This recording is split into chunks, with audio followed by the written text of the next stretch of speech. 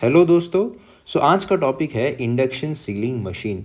इस वीडियो में हम समझेंगे कि इंडक्शन सीलिंग मशीन कैसे काम करती है और इंडक्शन सीलिंग मशीन को हम यूज़ कैसे करते हैं। तो चलिए वीडियो को स्टार्ट करते हैं और इस टॉपिक को हम डिटेल में समझते हैं।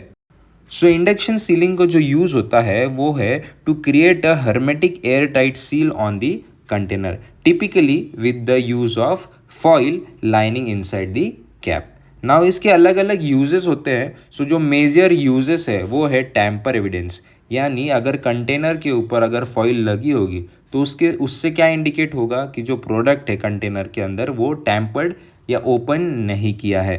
दूसरा जो इम्पोर्टेंट यूज़ है वो है लीक प्रिवेंशन, यानी जो कंटेनर के अंदर जो भी प्रोडक्ट हमने फिल किया हुआ है ड्यूरिंग ट्रांसपोर्टेशन या हैंडलिंग के वक्त वो लीक नहीं करेगा थ्रू दी कंटेनर। नाउ जो थर्ड यूज है वो है एक्सटेंडेड शेल्फ लाइफ, यानी एयर टाइट सील होने के वजह से ऑन द कंटेनर वो प्रोटेक्ट करता है the content from the moisture, oxygen and contaminant, जिसके वजह से जो प्रोडक्ट है वो प्रिजर्व करता है उसकी फ्रेशनेस एंड क्वालिटी, जिसके वजह से हमारी जो प्रोडक्ट की शेल्फ लाइफ है वो एक्सटेंड होती है।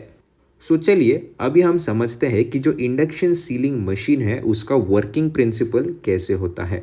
सबसे पहले एक चीज़ ध्यान रखिए कि जो मटेरियल हम सील करते हैं उसे हम वैड बोलते हैं। ठीक है, तो ये वैड जो होता है ये 3 से 4 मटेरियल से बना होता है। वो एक एल्यूमिनियम फॉइल और सीलिंग मटेरियल होता है उसके अंदर, या फिर आपने देखा होगा एक बोर्ड, पेपर बोर्ड का भी यूज़ किया जाता है और उसमें एल्यूमिनियम फॉइल और सीलिंग मटेरियल भी होता है। ये डिपेंड करता है आप किस तरीके का वैड यूज़ कर रहे हैं। तो चलिए अभी समझते हैं। सबसे पहले क्या होता है कि जो कैप होती है उसके अंदर हम इस वैड को डालते हैं और उसके बाद हम इस बॉटल को या जो भी कंटेनर है उसे हम क्लोज करते हैं। नाउ इसके बाद क्या होता है कि जो भी कंटेनर या जो बॉटल है जिसको हमें इंडक्शन सीलिंग करनी होती है उसे हम इंडक्शन सीलिंग हेड के नीचे रखते हैं ना। ये जो हेड जो होता है ना उसके अंदर एक स्पेशल कॉइल होती है। तो ये जो कॉइल है वो जनरेट करती है फास्ट चेंजिंग मैग्नेटिक फील्ड को ना। ये जो मैग्नेटिक फील्ड है ये एक इनविजिबल वेव है जो पास होता है थ्रू दी एयर। जब ये चेंजिंग मैग्नेटिक फील्ड जो होता है वो वैड के एल्यूमिनियम फॉइल को वो जब हिट करता है it pushes tiny electric currents to swirl around inside the foil. इस करंट को हम एडी करंट बोलते हैं। नाउ जब इलेक्ट्रिसिटी मूव करता है थ्रू दी मेटल तो वो फेस करता है रेजिस्टेंस को। जस्ट लाइक जब हम पानी के अंदर दौड़ते हैं it is harder than running on land. Similarly जब भी इलेक्ट्रिसिटी मूव होती है थ्रू दी मेटल तो वो रेजिस्टेंस को मीट करता है और इस रेजिस्टेंस के वजह से वो कन्वर्ट करता है इलेक्ट्रिकल एनर्जी को into heat. It's similar to rubbing your hands together warms them up.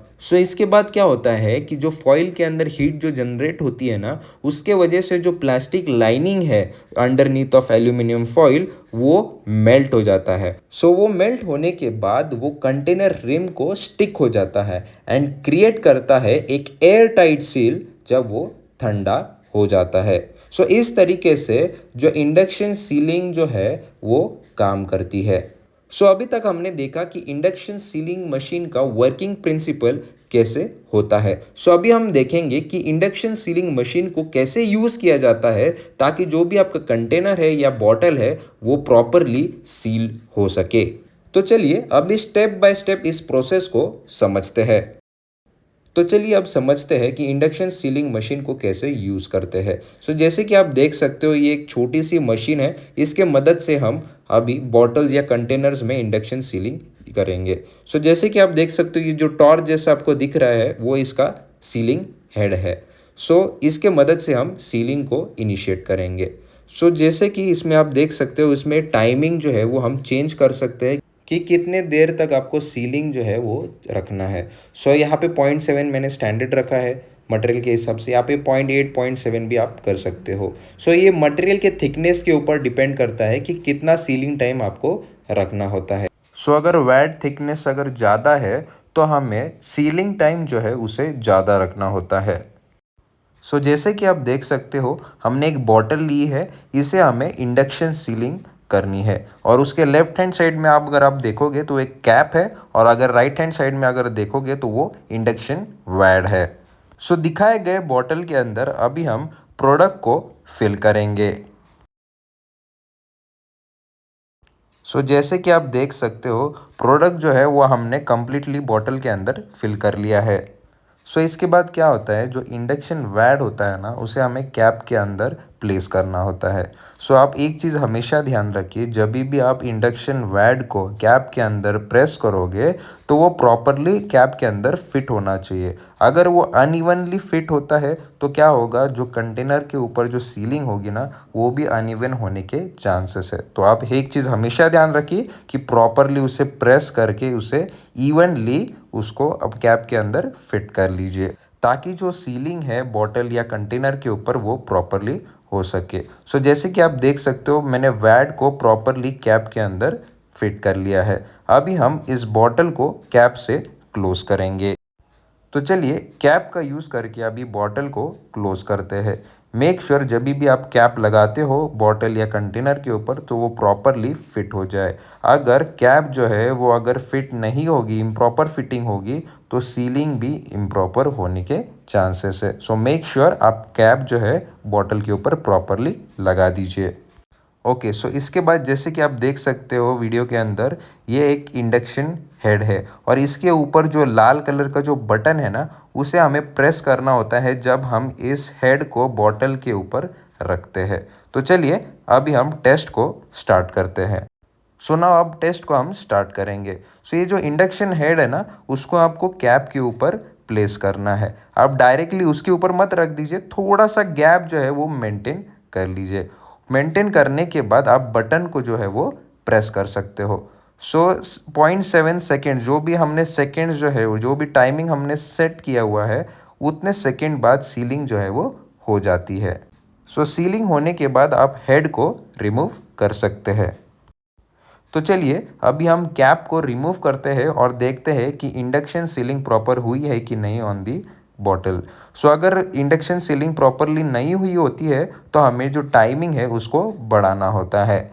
सो चलिए देखते हैं अभी इंडक्शन वैट जो है वो प्रॉपरली सील हुआ है कि नहीं। सो जैसे कि आप देख सकते हो, जो वैड है वो प्रॉपरली इसके बॉटल के ऊपर चिपक गया है। सो मैं बॉटल को ट्विस्ट करके दिखाता हूँ, प्रॉपरली सीलिंग हुई है कि नहीं हमें तुरंत दिख जाएगा, ताकि अगर कुछ लीकेज होता है तो समझ लीजिए कि सीलिंग इम्प्रॉपर है। सो जैसे कि आप देख सकते हो लीकेज नहीं है, यानी इसका मतलब है कि जो वैड है वो प्रॉपरली सील हो चुका है। सो इस तरीके से जो इंडक्शन सीलिंग होती है वो किया जाता है। सो आई होप आपके इंडक्शन सीलिंग के रिलेटेड जो कंसेप्ट है वो क्लियर हो गए होंगे। अगर आपको कोई भी डाउट है आप प्लीज़ उसे कमेंट बॉक्स में लिख दीजिए, हम जल्द ही आपके क्वेश्चंस को आंसर करेंगे। सो अगर आपको ये वीडियो पसंद आई, प्लीज़ इस वीडियो को लाइक करें, इसे शेयर करें और सब्सक्राइब करें वी सिंप्लीफाई चैनल को।